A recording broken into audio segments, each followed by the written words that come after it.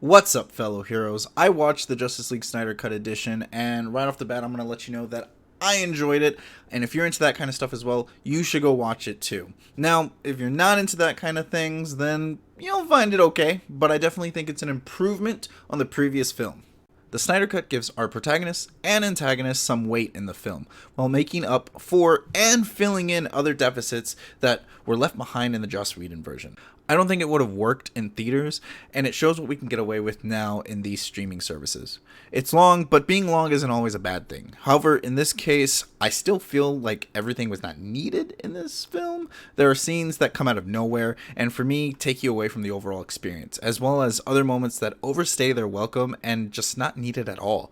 Though, I am about to contradict myself. The Snyder Cut still hits all the same beats. However, all the original scenes have been extended. This was well needed for the film. Joss Whedon's versions left open gaps in the film, and character motivations never felt justified for everyone. Because of the extra time, we get to explore more of the heroes who didn't have screen time before the Justice League and get to set up their films, while also learning more about them.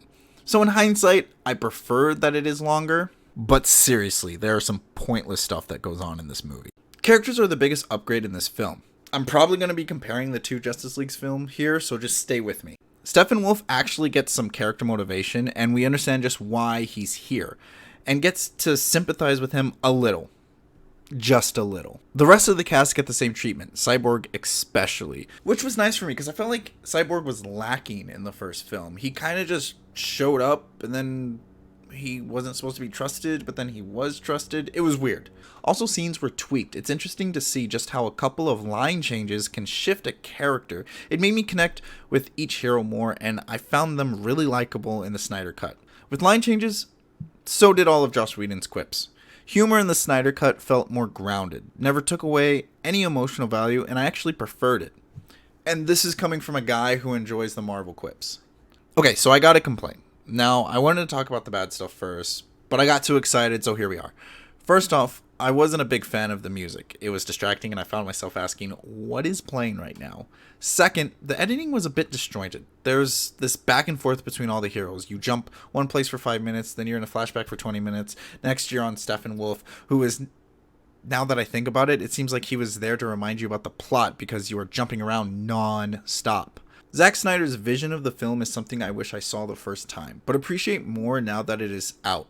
He brings all the slow motion and the great fight scenes. I swear, DC has some of the best choreographing. I mean, even the action is better in this version. Come on.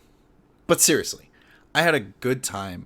If the 4 hours is much for you, watch the first 2 hours. Around the time the League meets Steppenwolf or when Superman comes back, those are really good stopping points. Lastly, I'd give the film a 7 out of 10.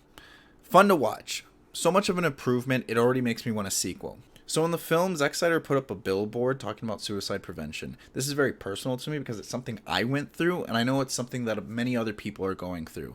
I'm going to do what I can to put whatever links, but just know you are not alone, and until next time, play nice.